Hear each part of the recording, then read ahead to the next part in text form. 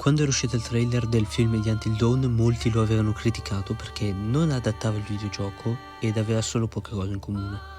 Beh, ciò potrebbe non essere più un problema, poiché penso che il prossimo film di Until Dawn potrebbe andare ad adattare gli eventi del gioco stesso. Penso questo perché nel film di Until Dawn il Dottor Hill, presente anche nel videogioco, sembra creare Wendigo sfruttando una specie di loop temporale che ti fa rinascere all'inizio della notte e devi sopravvivere a varie creature fino all'alba, o se no diventerai una di queste creature. Quando la protagonista del film, Clover, lo confronta a riguardo, lui rivela di stare conducendo degli esperimenti e che le creature affrontate sono in parte manifestazioni della depressione e delle paure di Clover. Durante questo discorso, sulla scrivania del Dottor Hill possiamo vedere un file con sopra Josh del videogioco e nel finale il sistema di sorveglianza dell'ufficio di Hill mostra una baita innevata dove si ferma un'auto. Ora ci sono due possibili motivi che spiegano questa scena. O significa solo che le prossime vittime di Dottor Hill si trovano in un'ambientazione simile a quella del videogioco e il file su Josh proviene da un esperimento già condotto che abbiamo seguito nel videogioco, oppure l'altra opzione è che la cabina che vediamo alla fine del film significa che il prossimo esperimento del Dottor Hill nei film vedrà come vittima Josh,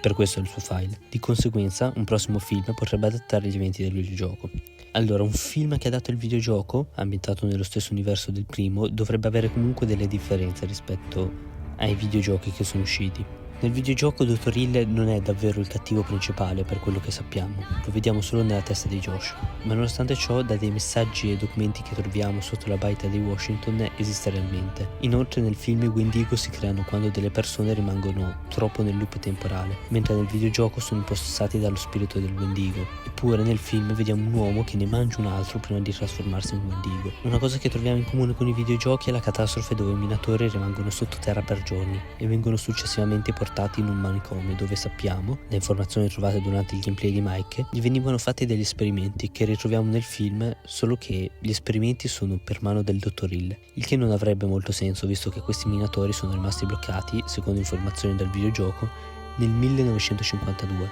Se non fosse che nel film sentiamo Dottor Hill fischiettare nel finale, dopo che era esploso, quindi è sopravvissuto, forse utilizzando il loop temporale. Il fatto che lui sia in vita da molto tempo lo possiamo notare anche da numerosi distintivi che ha per i reparti psichiatrici, oltre ai numerosi giornali e alle videocassette che ha di vari periodi di tempo. In ogni caso sono curioso su come proseguirà questo universo dei film